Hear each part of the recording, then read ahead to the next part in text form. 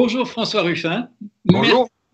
Merci d'être mon invité sur PJTV. Une petite initiative, je ne sais pas d'où l'idée m'est venue de faire ce genre de conversation, mais je ne serais pas étonné si c'était toi qui m'avais donné l'idée en m'invitant dans ta cuisine. Et j'ai regardé ça il y a 2 ou 3 jours pour essayer de me souvenir de ce qu'on a dit et j'ai le sentiment que c'était la bonne formule. Alors, on va refaire ça aujourd'hui. J'ai très peu de questions à te poser, j'en ai 4, mais il faut que je situe un tout petit peu le cadre dans lequel je vais poser ma question. C'est important en fait simplement pour la 4e question. Est-ce que tu as vu un film qui s'appelle The Field of Dreams? C'est un film américain de 1989. En français, ça s'appelait Jusqu'au bout du rêve. Non, j'ai pas vu ça, je crois pas. C'est un film avec Kevin Costner. Alors, je ne vais pas commencer par une longue explication de film. Je vais dire juste en trois phrases de quoi il s'agit. Eh bien, c'est un fermier américain. Il a, et je sais que tu as envie de parler d'agriculture ces jours-ci, alors on a une amorce là.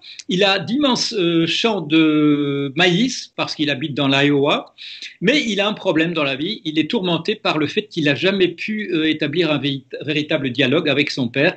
Et son père est mort. Et tu sais ce qui arrive dans ce cas-là, quand on a un parent avec qui on a encore une petite querelle et qu'il est décédé, eh ben, parfois il y a des fantômes. Et c'est ce qui lui arrive. Il a des dialogues avec son père, son père mort. Il a des visions, il a des hallucinations. Et à un moment donné, il entend dire fais-le et les gens viendront. Alors, il essaie d'abord de comprendre ce que c'est, parce qu'évidemment, il raconte ça autour de lui, à sa femme et tout ça, tout le monde prend pour un fou, ce qu'il est manifestement. Et il comprend que son père était un grand fanat du baseball, et que son père était tourmenté par une histoire qui s'était passée, qui est une histoire vraie. C'est qu'en 1919, il y a la meilleure équipe de baseball a été entièrement bannie du sport pour une histoire de, voilà, un match arrangé. Bon, alors, je passe sur les événements du film, mais il a eu ce truc qu'il faut qu'il crée un champ de baseball un terrain de baseball dans son champ. Et alors, bon, c'est toute l'histoire. Il finit par le faire, et il a cette idée. Tout le monde lui dit, mais il n'y a personne qui viendra. Et le film se termine, bien entendu, on voit les phares qui arrivent dans la nuit. Les gens viennent. Et voilà, ça va se passer parce que c'est un film hollywoodien. Alors, bon, ça c'est pour situer l'action. Ma première question, comment sait-on qu'on a posé toutes les bonnes questions, qu'on a couvert le terrain précisément et qu'on a l'ensemble des choses qu'il faudrait un jour résoudre? Vous parlez au journaliste là quand il fait une interview, c'est ça? Moi, j'enchaîne sur la conversation qu'on a eue l'autre jour. Non, je sais pas. La conversation qu'on a eue l'autre jour, de toute façon, pour moi, elle était presque comme un complément du livre que je venais de lire. Donc, pour moi, les questions, elles étaient le débouché du bouquin que j'avais eu la chance de lire. Et je disais juste avant que vous commenciez l'enregistrement, mais moi, ce livre, il arrivait vraiment au bon moment pour moi. Et je crois que même je comprends mon propre livre quand je viens d'avoir terminé de l'écrire. C'est-à-dire que quelque part dans Il est où le bonheur, je pense que je posais la question du sens et de la crise de sens dans la société. Avec quand on fait concurrence, croissance, mondialisation dans tous les sens, mais qu'on voit pas quel est le sens de ça et qu'il y a un côté absurde. Et là, dans le nouveau livre, je pose en fait la même question que toi, je me permets, dans Comment sauver l'espèce humaine, c'est-à-dire la question de la direction. Et en gros, les deux reviennent au même. Donc vraiment, la question, la direction, elle m'a permis que vous posez tous les deux dans Comment sauver l'espèce humaine, elle m'a permis d'éclairer toute la difficulté qu'il y avait pour le gouvernement à gouverner, pour les dirigeants à diriger, et en fait à refuser de nous diriger dans la crise en cours, quoi. Alors, la question, moi, je la résume de la manière dont je la vois là. Hein, c'est très gentil. C'est une dédicace dans ce livre-là, dont il est question. Et la question, alors, je peux la formuler autrement, comme elle est là. Que faire pour que le phénix de leur folie ne renaisse pas de ses cendres? En tout cas, c'est une lutte qui est une lutte acharnée, tu le sais bien, parce qu'on le voit déjà qu'il est plus qu'en train de renaître. Je veux dire, là, ils ont promis pendant la crise que ça serait plus comme avant, et on voit que leur seul désir, c'est de faire comme avant, hein, de toute façon, voire pire qu'avant. Mais de toute façon, en 2008, on n'en est pas surpris ni l'un ni l'autre. parce qu'avec des points d'observation différents et sans doute différents de milliers de kilomètres, en l'occurrence sur la crise de 2008, mais avec des points de vue différents sur 2008. Mais enfin, on avait bien vu comment il y avait une promesse de ne plus recommencer comme avant et que aussitôt qu'on a le dos tourné, ils vont se précipiter à nouveau dans le pot de confiture, quoi. Bon, alors, je reformule ma première question d'une autre manière, dans le sens de ce que tu viens de dire. Comment fait-on pour savoir qu'on a la liste complète des choses qu'il faudrait pouvoir résoudre et qu'on ait véritablement la solution clé en main? Ben moi, je crois pas, en fait. Après, peut-être que toi, t'y crois, mais moi, je crois pas. Je crois pas qu'on commencera à résoudre le problème quand on aura fait le tour total, parce que de toute façon, je pense qu'en agissant, il surgira d'autres problèmes et que ainsi va le monde, qu'on n'est pas, ce qu'on vise pas. Bah, tu me diras peut-être toi, hein, mais moi, je vise pas le meilleur du monde. Je vise un monde meilleur, ce qui est plus réalisable et qui suppose moins peut-être un projet total. Et donc, moi, je vise pas d'avoir élaboré le problème totalement et de le résoudre totalement. Je sais pas toi, je te retourne la question. Mais donc, j'ai pas besoin de me dire que j'ai fait la liste de tous les problèmes pour commencer à travailler à les résoudre, quoi. Ouais, mais ça fait un moment que tu travailles dessus quand même. Mais il y a une chose dont tu dois te rendre compte, c'est que les pessimistes comme toi ont besoin du soutien enthousiaste des optimistes comme moi. Oui, ben ça, j'en doute pas. Moi, besoin du soutien de mon optimisme tous les matins. Bon, tu connais la formule de Gramsci, hein, le pessimisme de la lucidité, l'optimisme de la volonté. Maintenant, c'est pas parce qu'on pense pas qu'on n'aura pas le meilleur des mondes qu'on est pessimiste. Je veux dire, je suis pessimiste, hein, de toute façon. Je veux dire que comment sauver l'espèce humaine, c'est un titre qui pour moi est optimiste et plein d'optimisme dans ce que vous indiquez.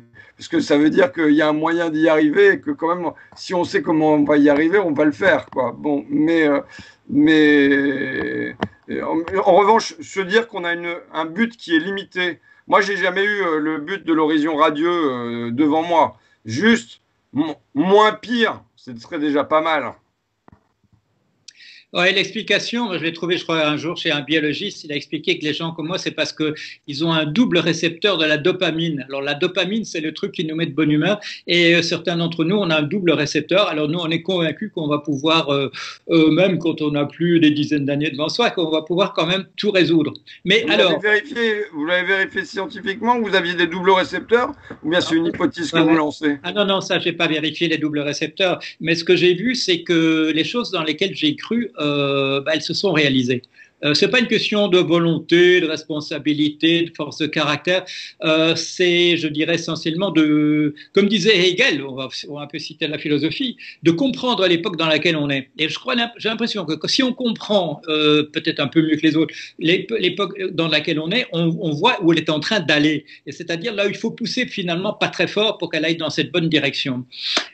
Donc, on ne fait pas de liste de toutes les choses qu'il faudrait résoudre, mais comment est-ce qu'on fait alors un programme, comment est-ce qu'on fait un manifeste, comment est-ce qu'on donne aux gens un projet? Bon, d'abord, jusqu'à maintenant, j'en ai pas fait tellement, en toute honnêteté, Paul. Je veux dire que, tu vois, Jaurès, il se définissait comme étant un réformiste révolutionnaire, c'est-à-dire qu'il considérait qu'au fond, toute petite réforme qui était mise en œuvre, au moins elle contribuait à redonner confiance aux gens, et notamment aux ouvriers, et redonner conscience dans leurs forces. Et moi, je suis plutôt dans cette optique-là. C'est-à-dire que il peut y avoir un horizon vague et lointain, mais surtout, c'est comment on fait pour avancer, ne serait-ce que d'un pas. Et si on arrive à avancer d'un pas avec les gens, moi, ce que j'ai vu dans mon histoire, en tout cas, c'est que quand on arrive à obtenir même de serait-ce que des petites victoires, ça donne le courage aux gens et l'envie aux gens de se redresser et d'aller un petit peu plus loin. Pour prendre, c'est-à-dire qu'en gros, moi je considère qu'aujourd'hui il y a un climat de résignation. Non, je suis petite partie prenante, hein, mais en particulier dans les classes populaires. Et que si jamais on va les voir et qu'on leur parle de révolution, de machin, tout ça, ils y croient pas. Et que en revanche, si on a un chemin qui permet de mener à une première victoire, on peut accrocher pour faire qu'ensemble, il y en ait d'autres ensuite, quoi. Donc ma démarche est plutôt une démarche des premiers pas, comme si on avait un malade qui était convalescent en chambre d'hôpital et on lui disait, plutôt que de l'inviter à battre le record du saut en longueur, mais en tout cas, on l'invite déjà à faire un pas ensemble. Et si on a fait un pas ensemble, peut-être qu'on regardera par la fenêtre l'horizon et qu'il fait beau dehors, quoi. Ouais, je vois. Mais peut-être qu'on peut se partager les rôles à ce moment-là. Alors, là, toi, tu viens avec des petites chaussures, tu montres aux gens qu'on peut faire des petits pas, ils sont très contents parce que jusqu'ici, il n'y a pas eu de pas du tout. Ou alors, quand il y a eu des pas, c'était des pas en arrière. Et moi, je vais être dans le fond en train d'agiter. Je vais dire, regardez, il y a des bottes de 5 lieues. Il y a aussi des bottes de 5 lieues. On peut aussi faire 5 lieues à la fois. Est-ce que c'est une bonne manière de définir une équipe? Ouais, et de toute façon, en plus, attends, il doit y avoir les joueurs qui passent dehors, tu vas avoir du bruit. De toute façon, en plus, je suis pas sûr que ma psychologie du petit pas, elle fonctionne dans les temps présents. Parce que je vois, on sent tous qu'on est au bout de quelque chose. Et que maintenant, on n'a plus le temps devant nous pour la série de petits pas. Et qu'il y a la nécessité. Voilà. Il y a une espèce de... Ça fonctionne bien sur le plan... Cette logique, elle peut fonctionner sur le plan social, où on peut se dire, bon, bah voilà, ça marche pas tout de suite, mais dans 10 ans, dans 20 ans, ça marchera. Et les conquêtes sociales, moi, je suis quand même fait de cette histoire-là. L'histoire du mouvement ouvrier est quand même une histoire de temps long, avec des temps d'accélération dans les conquêtes, mais aussi une histoire du temps long. Maintenant, le problème de la crise écologique en cours, c'est qu'on a une course contre la montre qui ne permet plus le même appui sur le temps long. Donc voilà, là, il y a la nécessité d'une redirection, d'un basculement hyper rapide et sans doute avec des temps d'effondrement qui peuvent être aussi des temps d'accélération. Pour moi, la crise du Covid-19 peut être un temps d'accélération. C'est là où je vais être pessimiste. C'est que je pense qu'il y a la pente du pire. En tout, peut ne sortir de cette crise que du pire, c'est-à-dire ce que j'ai défini comme étant un pas en avant dans le cauchemar orwellien, avec des drones dans notre jardin, avec l'habitude, tu vois, de se voir par Zoom et de faire des apéros, des visio-apéros, mais plus de voir les gens en vrai, et ainsi de suite.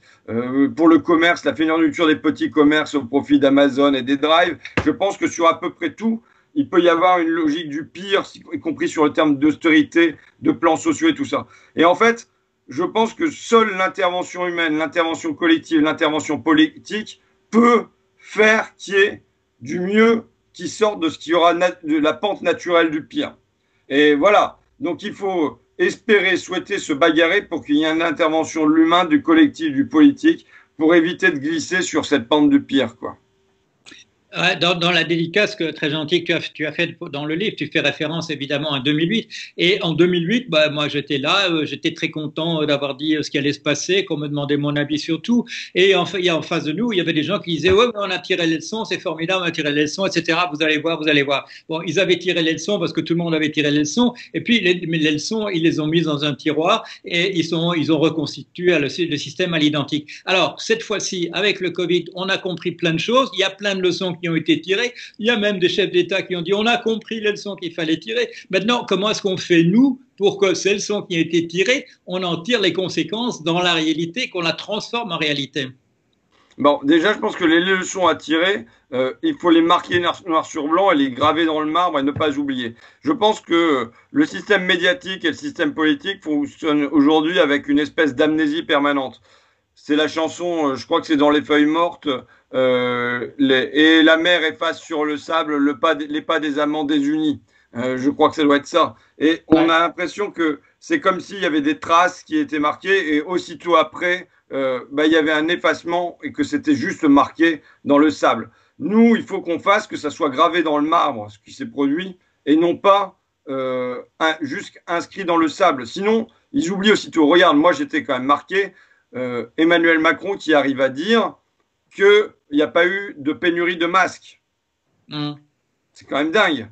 Là, ça n'est pas passé depuis 1 mois, 2 mois, que déjà, ils arrivent à réécrire l'histoire. Donc, c'est pour ça que je pense que j'ai fait le bouquin très rapidement comme reporter et comme historien du présent. C'est pour que ça soit gravé dans le marbre à la fois leurs échecs, les leçons qu'ils en ont tirées et les aveux, parce qu'il y a eu quelque part pendant ce temps-là tout un temps de passage aux aveux avec la délocalisation, ça ne marche pas, le tout marché, ça ne marche pas, et ainsi de suite. Donc, et après, voir quand même que, y compris au sein même de la crise, je reprends votre leçon, enfin en tout cas, tu sais, après on lit les livres avec son prisme à soi, et donc on en retient ce qu'on veut en retenir. Moi, la leçon que je retiens surtout de ce qui me reste de comment sauver l'espèce humaine, c'est la direction, la nécessité de rediriger, que ça soit que l'économie soit dirigée plus qu'elle nous dirige, et qu'on lui fixe des objectifs, tout comme, je reprends votre exemple, mais qui m'a marqué, tout comme pendant la Deuxième Guerre mondiale,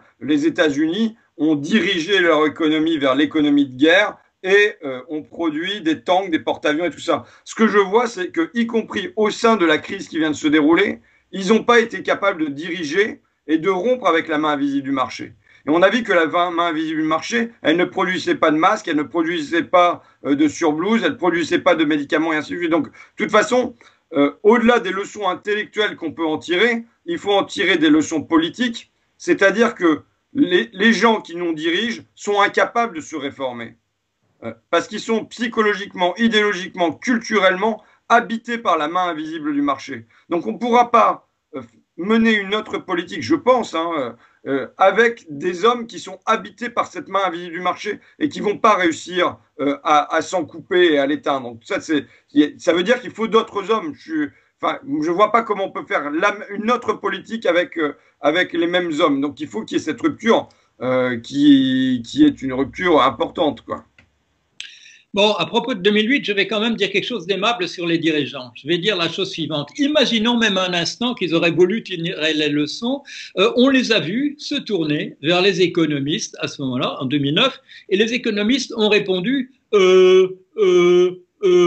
Donc, finalement, ça n'a pas beaucoup aidé. Alors, avoir écrit, voilà, avoir même gravé dans le marbre ce qui s'était passé en 2008 sans proposer une alternative, un programme en face, une vision, un truc dont on leur dirait, ben voilà ce qu'on peut faire, voilà un vrai programme, un vrai manifeste. Et là, je voudrais quand même ajouter une chose. Quand Mitterrand s'est trouvé au pouvoir, voilà, tout à coup, ils avaient des idées, il y avait un programme commun, il y avait des machins à faire, etc. Et puis tout à coup, on a dit, ben voilà, on est au pouvoir. Alors, qu'est-ce qu'on avait mis dans le programme commun? Ah oui, nationalisation. Bon, ils avaient écrit ça 9 ans auparavant.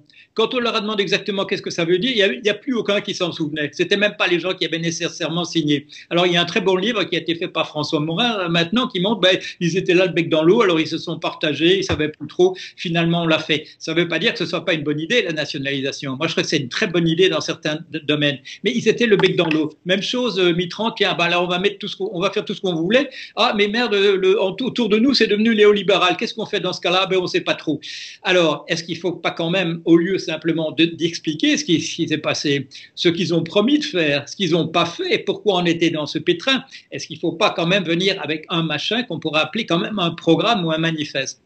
Ah mais je suis tout à fait convaincu qu'il le fait. Et d'ailleurs, dans mon bouquin, pour la première fois, là, je m'applique à construire du programme, ou au moins des principes. C'est-à-dire, voilà. Bon, après, il y a des choses. Je pense que quand on arrive au pouvoir, il y a des choses qui peuvent être pensées sur les premières semaines et tout ça, et ensuite, on ne peut pas savoir tout comment tout va fonctionner, les combats qu'on va avoir menés. Parce que je pense que surtout, il faut être préparé à ce que ça soit un champ de bataille. Quand Mitterrand arrive au pouvoir, c'est quand même aussi un champ de bataille. Quand la gauche arrive au pouvoir et qu'elle veut mener une politique de gauche, elle a quand même à se confronter à tous les intérêts dominants et c'est un champ de bataille. Donc ça suppose aussi qu'il y ait des gens qui fassent pression de ce moment-là, c'est de se dire, bon, bah, puisque la gauche était au pouvoir, on n'a pas à bouger. C'est le moment où il faut le plus bouger. En 1936, si jamais ils avaient dit, ah bon, bah, Léon Blum, il est là, on n'a pas à bouger, on n'aurait pas eu les congés payés ni les 40 heures. Donc il y a une nécessité que ça bouge en bas si on veut que ça bouge en haut. Ça, c'est une première chose. Ensuite, je veux dire, moi, plus que tu vois, là, ok, on va pouvoir parler d'agriculture, je vais te dire quels sont les 3 secteurs clés à transformer et tout ça, c'est une chose. Mais il y a des espèces de principes. En tout cas, moi, si on veut rompre avec la mondialisation, et même sur le plan démocratique, parce que je veux dire quelque chose là-dessus, mais même si on veut rompre avec la mondialisation, il faut se dire à un moment qu'il y a besoin de protectionnisme, qu'il y a besoin de taxes aux frontières, qu'il y a besoin de quotas d'importation, qu'il y a besoin de barrières douanières. Après, sur quel type de produit, c'est une stratégie à mettre en œuvre, sur quel cycle, c'est une stratégie à mettre en œuvre. Mais en tout cas, déjà, remettre dans le jeu un certain nombre d'outils qui ont été des outils de régulation contre la folie des marchés depuis des décennies, pendant des décennies, pardon, et qui là ont été éliminés en 30 ou 40 ans. Tu vois là, je lisais un papier dans Le Monde sur une sucrerie qui ferme. Des gens qui ont produit, je ne sais pas si tu as vu ça, qui ont produit du gel hydroalcoolique et des choses qui ont été nécessaires pendant le temps de la crise. Et là, elle ferme parce que pourquoi? Parce qu'il y a eu la suppression des quotas sur les betteraves il y a maintenant quelques années. Bon, bah voilà, les quotas d'importation, ça a été un outil de régulation, et les quotas de production, ça a été des outils de régulation de l'économie. Je pense qu'en tout cas, on ne peut pas se priver de ça. Après, ensuite, ce que je pense, c'est que c'est plus aux économistes de dominer le débat aussi.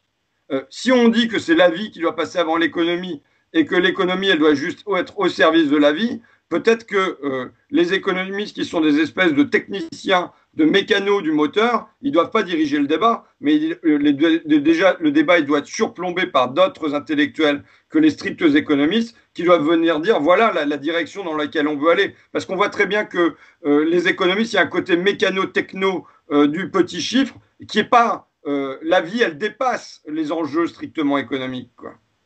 Oui, oui, ben c'est une des choses qu'on essaie de développer dans le livre, de repasser d'une logique des coûts et des moyens à une logique des finalités. Ouais. Mais il y a quand même des leçons qui sont pas tellement les leçons des économistes, mais les leçons de l'histoire de l'économie. Et par exemple, quand tu me dis le protectionnisme, moi je dis assez souvent, oui, ben, le protectionnisme c'était la bonne solution entre 1750 et 1800, mais maintenant depuis Keynes, il nous a proposé l'ordre monétaire mondial du Bancor, et là il n'y a plus de problème de circulation des capitaux spéculatifs parce que ça s'arrête automatiquement. Il n'y a plus de problème de délocalisation parce que c'est à l'intérieur de zones monétaires, de zones nationales ou monétaires, que les discussions se font de groupe à groupe, c'est-à-dire qu'en fait, c'est quand même à l'intérieur du groupe où on est qu'on règle les problèmes. Donc, à mon sens, il y a des leçons à tirer. Tu parles de combat, tu dis que voilà, tu es quand même d'accord sur le principe que si le jour où on se retrouve au pouvoir, il faut être prêt. À ce moment-là, ça pose quand même la question, il faut une équipe. Comment est-ce qu'on constitue une équipe? Il y a un embryon, hein, moi je vois un très bon embryon là-dedans. Il y a Pablo Servigne, il y a Dominique Bourg, il y a Cynthia Fleury, il y a malheureusement pour nous Bourdieu qui est vraiment un maître, c'est un maître pour toi, c'est un maître pour moi, et puis tu as la gentillesse d'avoir mis notre bocal à la fin. Mais moi ça me semble vraiment l'embryon d'une excellente équipe, mais il faut couvrir à peu près tout, et il faut le couvrir entre... Bon, il se fait que les gens que tu mentionnes là, c'est tous des amis à moi. C'est pas un hasard, c'est parce qu'on a le même type d'approche et qu'on peut s'entendre. Tu peux mettre Dominique Bourg, Pablo Servigne, Cynthia Fleury, Paul Jorion et Vincent Galpin autour d'une table. La preuve que ça peut marcher, c'est que ça a déjà marché dans différents cadres, mais ça a déjà marché. On s'est déjà trouvé ensemble à résoudre des trucs. Mais il faut étendre. Comment est-ce qu'on constitue toute l'équipe nécessaire? De toute façon, après, c'est la volonté ou non d'intellectuels d'entrer en politique, parce que voilà, je ne sais pas si c'est une équipe intellectuelle qui devient ministre non plus, si c'est ça la question. En revanche, ce que je vois, et c'est déjà un point, c'est des points d'appui dans le monde intellectuel pour une autre politique. Moi, je crois que d'autres politiques sont pensables que si déjà il y a une espèce d'existence, pas forcément d'une hégémonie culturelle, mais enfin d'existence d'un socle. Un politique, ça a peu de temps pour penser, pour dire les choses comme elles sont. Et heureusement qu'il y a des périodes de confinement pour penser un peu plus. Mais sinon, un politique, c'est quand même pas quelqu'un qui pense beaucoup, parce qu'il est dans une espèce d'immédiateté, voire c'est une activité qui est complètement abrutissante et qui sans doute a été rendue encore plus abrutissante au temps des Twitter, et des fils Telegram, quoi. Donc, qui suppose une espèce d'immédiateté. C'est aussi un combat, la vie politique. Donc, ça suppose des guerriers, et sans doute que les intellectuels sont une forme de guerrier, mais c'est peut-être pas la même forme de guerrier politique, de prendre enfin voilà. Donc, je sais pas si je vois la nécessité d'intellectuels, et s'ils veulent basculer, tant mieux. Tu comprends ce que je veux dire, Paul? Mais je pense que aussi il faut constituer des politiques, quoi. Il faut qu'il y ait des politiques. Ça ne veut pas dire que c'est des professionnels de ça, mais avec un certain côté aguerri de cet univers-là, parce que je crains que des gens qui viennent d'un autre univers et qui rentrent dedans et qui soient directement aux commandes se fassent tuer très rapidement. Tuer au sens métaphorique, hein. Oui, oui. Non, je ne pensais pas du tout à un ministre. Je Ah pense. ben, bon, je croyais que c'était ça. Je croyais que tu postulais pour un gouvernement. Attends, j'ai pas dit non encore. Je disais, je pensais conseiller. Mais puisque tu en la perche, je vais quand même te dire une chose. Il y a un ministre dans l'histoire de France qui a travaillé dans une période révolutionnaire où il était ministre des Finances et les révolutionnaires, après, l'ont appelé à devenir ministre des Finances dans le cadre de leur ministère, de leur nouveau gouvernement révolutionnaire. Tu sais qui c'est? C'est Necker. C'est Necker. Ah oui, oui, oui, mais il n'a pas duré très longtemps non plus, quand même. Si. La preuve, c'est que attends. La preuve, c'est qu'il était ministre de Louis XVI et au moment de la Révolution. Oui, oui. La Révolution a lieu. Qui est-ce qu'on appelle? Qui est-ce que les révolutionnaires appellent comme ministre des Finances? Ils rappellent Necker. Et Necker, il ne finit par démissionner que parce que la politique de l'assignat ne marche plus du tout. On en imprime sur la planche à billets. Mais je te rappellerai quand même que Necker était suisse. Et il était ministre à la fois de Louis XVI et de la Révolution française. Donc, je peux te rassurer quand même sur ce plan-là. Mais ce n'est pas sérieux. Je pensais plutôt à une équipe de conseillers comme tu l'as constituée un peu dans ton livre. J'arrive finalement à ma dernière question. Mais attends, non, avant ma dernière question. Tu voulais parler de 3 points précis, c'est l'agriculture et de 2 autres. Non, mais je pense que, tu vois, si jamais on dit qu'aujourd'hui, il y a des... le cœur de ma réflexion, du coup, dans mon livre, moi, c'est de me dire, bon sang, des hommes qui n'ont pas été capables de produire des masques et des surblouses, de diriger l'économie vers ça, ce qui est quand même des objectifs qui paraissent atteignables, comment c'est eux qui vont faire basculer l'agriculture, les transports, l'énergie, l'industrie, et qui vont fixer des buts à ça. Et je pense que là, il y a quelque chose qui colle pas du tout. Donc, bon. Mais oui, bon, voilà les 3 points sur lesquels... on voit qu'il pourrait y avoir un large accord dans la population, c'est le bâtiment, pour aussi un secteur qui peut être créateur d'emplois, en finir avec les passoires thermiques et même que tous les bureaux ils soient isolés correctement. Donc ça serait du gagnant-gagnant, tout le monde y gagnerait. Il y a l'agriculture, si on veut une relocalisation, si on veut des circuits courts, si on veut la montée en gamme, c'est pas la main invisible du marché qui va le faire, au contraire, la main invisible du marché va l'empêcher. Parce que ce secteur va devenir moins productif. S'il y a moins de chimie, s'il y a moins de mécanique, ce secteur est moins productif. Donc, dès mon premier discours à l'Assemblée nationale sur l'agriculture, c'était un truc qui était posé par la droite et qui était pour une augmentation de la compétitivité française en matière agricole. J'avais dit qu'il fallait que la France sorte de la compétitivité sur le terrain agricole. Si on ne sort pas de l'agriculture de la compétitivité, il n'y aura pas une nouvelle agriculture. Donc ça, c'est deuxième point. Et encore une fois, c'est créateur d'emplois. Et ensuite, moi, tu sais, j'ai mon obsession sur tout ce qui est métier du lien. Ou métier du soin, du prendre soin, c'est-à-dire assistante maternelle, auxiliaire de vie sociale, femme de ménage, et tous ces métiers-là qui sont des métiers qui sont aujourd'hui tout à fait maltraités dans la société. Et donc voilà, donc si je devais avoir des plans, non pas un plan général, mais 3 secteurs sur lesquels il faudrait être précis en termes de calendrier et se dire voilà, là-dessus on avance au maximum, ça serait ces 3 secteurs-là. Alors oui.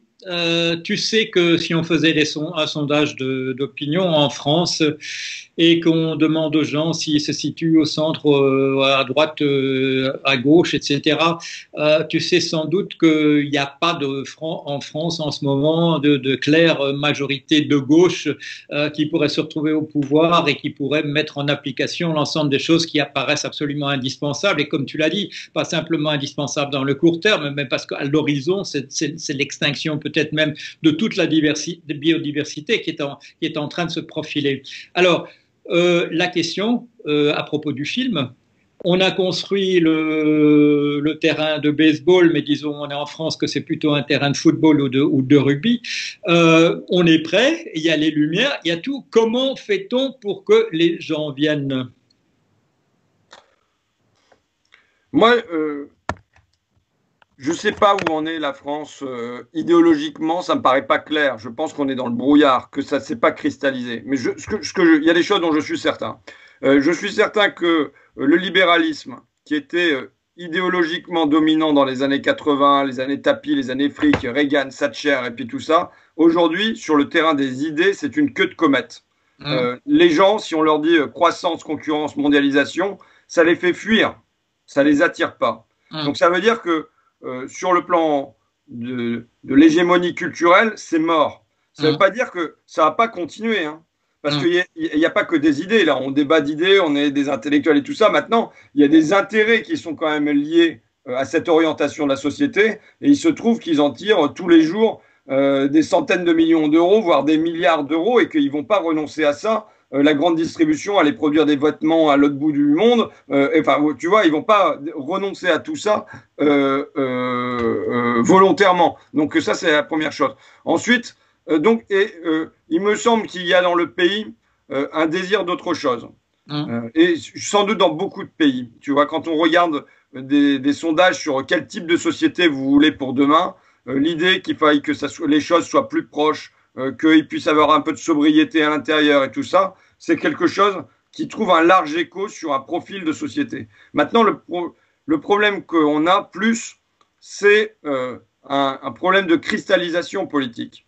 C'est-à-dire qu'il y a des idées là qui sont flottantes, qui émergent, dont on sent une sensibilité qui est là, et en même temps, ça ne trouve pas une traduction dans l'univers politique. Je pense que c'est le pas qui est énorme et qui est à franchir. Et ensuite, le sentiment, sans doute, je dis ça comme ça, mais chez les Français, que ceux qui parlent de ça en parlent avec des grands mots, mais qu'on ne voit pas comment ça pourrait se traduire concrètement. Donc voilà, là, il y a un enjeu pour moi qui est l'enjeu du concret. Tu sais, par exemple, je parle dans mes trucs à moi, mais la sécurité sociale en 1945, si jamais il n'y avait pas eu des caisses de solidarité, des mutuelles et puis tout ça depuis un demi-siècle, je pense que si on avait émis l'idée d'une sécurité sociale nationale, elle aurait été regardée comme étant des fous qui proposaient ça. Mais ça n'a pas été considéré comme des fous, par des fous, pas seulement parce qu'ils avaient le pouvoir, mais parce qu'il y avait déjà eu l'exercice qui a été fait dans le réel à petite échelle. Donc voilà, il faut s'appuyer en tout cas sur tout ce qui s'est déjà fait là, tout ce qui se fait qui n'est pas forcément énorme, hein, mais en termes d'AMAP, de circuits courts et tout ça, par exemple, sur le terrain agricole, pour dire que c'est ça qu'il s'agit de généraliser à l'ensemble du territoire, pour offrir un sentiment de concret. Et c'est vrai que moi, dans mes démarches, par exemple, à l'Assemblée nationale, je m'efforce dans mes propositions d'être le plus concret possible. Et du coup, sans doute, de manquer de l'ampleur, mais aussi pour donner à voir un avant-goût de ce que pourraient être des mesures de justice et d'écologie demain. Tu vois, par exemple, dire, bon, bah, maintenant, on en finit avec les vols intérieurs aériens. C'est une petite mesure et je sais bien combien elle est minuscule comparée à l'ampleur de la transition écologique qui a effectuée. Mais cette petite mesure-là donne une direction. Je pense qu'aujourd'hui, commencer à parler de quotas carbone, et en tout cas sur le terrain des déplacements, de dire que voilà, il va y avoir des quotas, une limitation des vols aériens, ça donne du sens sur là où on va aller. Et je pense qu'il y a un travail qui est de rendre ça concret et acceptable aux gens sans qu'ils se disent ah ben, on ne va plus avoir de boulot, plus de revenus, plus d'emploi, on n'aura plus rien. Enfin, tu vois, là, on a ce choc. Mais je pense que les esprits sont mûrs. Moi, ce que je sens vraiment, c'est pas pour te faire du flanc, tu sais, parce que je suis pessimiste. Donc, quand je dis des trucs optimistes, il ne faudrait pas en plus de croire que je mens. Mais c'est qu'il y a dans le pays un désir d'autre chose. Je pense que ça grouille sous nos pieds. Et pas seulement dans la classe éduquée et tout ça, il grouille sous nos pieds l'envie de vivre autrement. Et quelque part, au début du confinement, c'est presque ce qu'on a senti aussi. On a senti aussi un espèce de soulagement, enfin je pense, hein, un espèce de soulagement à être sorti, que le hamster il soit plus dans sa roue à pédaler, mais qu'il y a un temps d'arrêt et qu'on se dit, bon, on va essayer autre chose. Bon, après, là, au bout de 2 mois, à pas aller à plus de 1 km de chez soi et tout ça, on en a plus que marre. C'est évidemment pas le monde qui est espéré et rêvé, mais on voit qu'il y a un appétit, à mon avis, de vivre autrement. Ouais, de l'ampleur, tu l'as dit, il faut de l'ampleur, il faut une vision aussi, parce que souviens-toi de voilà Obama. Moi, j'habitais les États-Unis quand il est apparu à l'horizon, et je me souviens le lendemain de son élection, je marchais dans les rues et il y avait des Afro-Américains autour de moi, et quelque chose s'était passé. Quelque chose s'était passé, il y avait un sourire sur leur visage, c'était des gens qui étaient plus sur la défensive, ils avaient l'impression qu'il s'était passé quelque chose. 8 ans plus tard, il s'était absolument rien passé. Obama a fait un discours hier sur ce qu'il faudrait faire, etc. C'était aussi minable qu'à l'époque où il était. C'est un type qui a jamais, il a pas donné une vision à son pays. Il a pas donné ce qui était attendu. Et qu'est-ce que ça donne? Après, il y a un flottement. Et dans ce flottement apparaît un monstre comme Donald Trump, qui est en train d'entraîner véritablement son pays. Il le fait tomber en vrille. Alors, c'est bien de dire on fait des petits pas, c'est bien si on arrive à déjà quelque chose, etc. Mais est-ce que tu crois que c'est suffisant si dans une période de flottement, il y a des gens en face qui, eux, ont une vision qui est une vision simpliste, qui est une vision xénophobe, qui est fondée sur des théories qui n'existent pas, qui c'est tout du complot, des machins comme ça, des ragots. Est-ce qu'il ne faut pas être prêt à proposer quelque chose pour lequel les gens s'engagent avec enthousiasme? Tu le dis, les gens sont résignés, il n'y a plus d'enthousiasme. Mais tu crois que l'espèce humaine est incapable de revenir à l'enthousiasme pour quelque chose? Non, je crois pas que ça soit généralisé dans l'espèce humaine, mais je vois, tu sais, tu as parlé de la gauche et tout ça, on a parlé de Mitterrand tout à l'heure, je vois comment dans les classes populaires, on en porte encore les séquelles de cette histoire-là, et comment la distance aux politiques, elle est encore existante, ne serait-ce que ne pas trahir, ne pas être trahi. Est déjà une heureuse surprise quand tu vois donc bon maintenant je suis convaincu que oui il faut de l'ampleur. Je veux dire que quand on dit de rompre avec la main invisible du marché, ça suppose c'est une démarche de grande ampleur.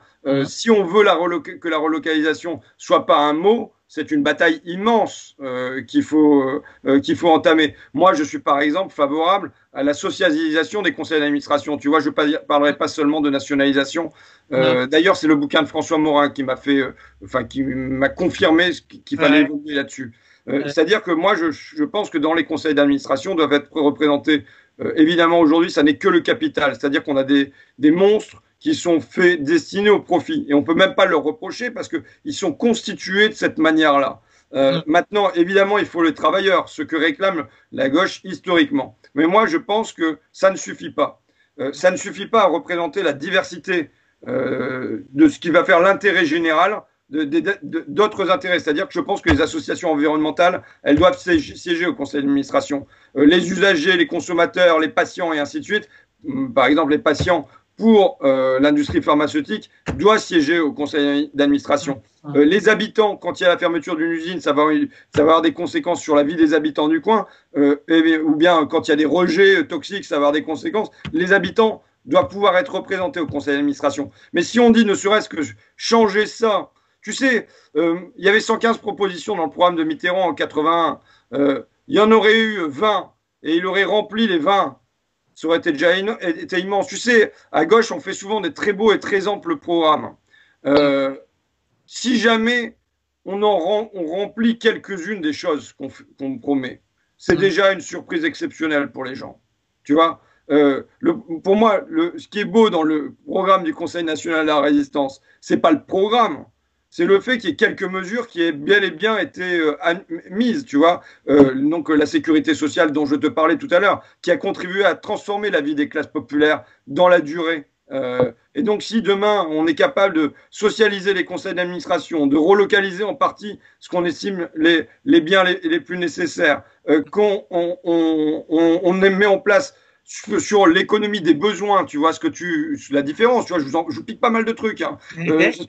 J'espère que j'aurai pas de droit à payer là-dessus, mais oui, idée de séparation de l'économie de besoin et l'économie des désirs, c'est une idée qui est essentielle. Donc là, ça se conjugue par exemple avec la sécurité sociale de l'alimentation.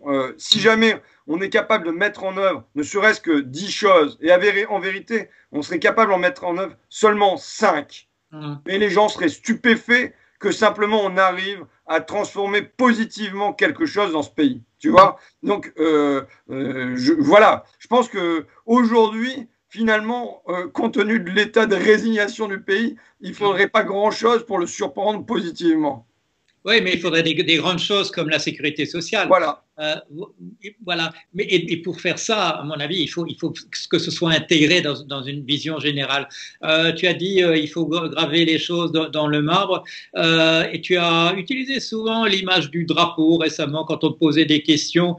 Je crois que non seulement il faut avoir des choses gravées dans le marbre et que ça tienne la route comme les tables de la loi quand Moïse descend de la montagne, ça doit être vraiment du solide. Et je crois aussi qu'il faut un drapeau. Il faut que les gens, et c'est pas une image militaire que j'utilise là, il faut qu'on ait une lumière au bout du tunnel et que c'est cette lumière qui nous conduise à traverser ce tunnel parce qu'on est dans un tunnel et si on ne fait pas attention, ça deviendra bien plus grave avant que ça n'aille mieux. Voilà, j'ai posé les questions que je voulais te poser. Est-ce qu'il y a encore quelque chose que tu voudrais ajouter?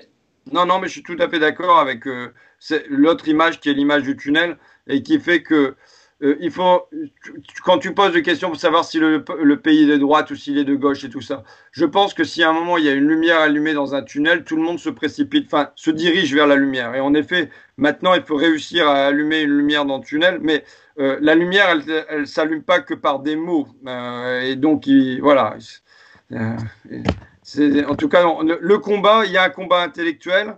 On voit qu'on a marqué des points depuis des années, que des thèmes sur lesquels on était marginalisés, voire traités de tous les noms quand on les évoquait il y a quelques années. Maintenant, ils sont presque au centre du débat intellectuel. Mais après, ça doit se traduire par une lutte contre des intérêts organisés, par que des intérêts qui sont organisés pour diffuser leurs propres idées et pour dénoncer les nôtres, et ainsi de suite. Et tout ça est une rude bataille, quoi.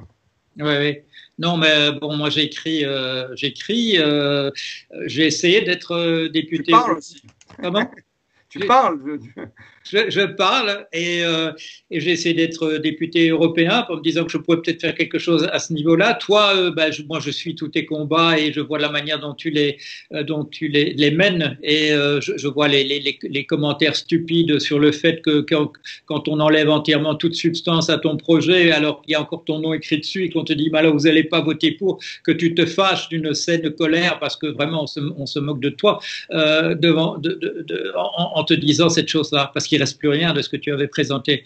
Alors, il y a un troisième larron là qui est à la technique, c'est Vincent. Alors lui, pour le moment, il est du côté de l'écriture et de la réflexion, mais je ne sais pas ce qu'il fera à l'avenir, on verra bien. François, merci beaucoup. Merci à toi. Merci à toi et merci à vous deux, donc à Vincent qui est à la technique, parce que je le dis, votre livre est arrivé pour moi au moment propice, c'est-à-dire au moment où il fallait proposer une grille d'analyse de ce qui était en train de se passer. Et finalement, même si vous ne l'aviez pas écrit en pensant qu'il y aurait le confinement, qu'il y aurait la crise du coronavirus et puis tout ça, vous proposiez une grille de lecture qui était très utile à ce moment-là. En fait, là, un scoop quand même, c'était nous qui étions dans ce laboratoire en Chine où secrètement on inventait le virus. C'était une manière de faire vendre le livre. Ça marche. Merci François. Merci d'être venu sur PJTV. Ça passe en première sur YouTube à 18h. Ça roule. Salut Paul. Ciao. À bientôt. Salut François.